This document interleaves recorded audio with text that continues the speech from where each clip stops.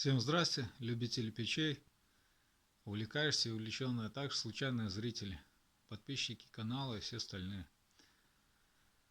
Ну, начнем с того, что будет ремонт. Вот разобрал, это классическая печь-камин.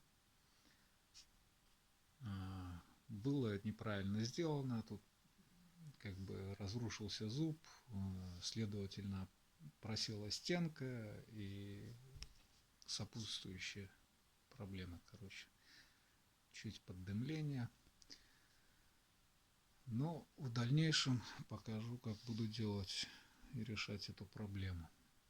Смысл у нас такой: здесь вот будет зуб, топочная, зуб, подъем. Вот здесь вот будет проходить задвижка, так называемого прямого хода. Задвижка закрывается, и пошел дым в два хайла подъемных сразу в трубу. При закрытой задвижке дымовые газы падают вниз, доходят до низа и распределяются на два канала опять и соединяются там вверху на трубе на втором этаже. Ну вот,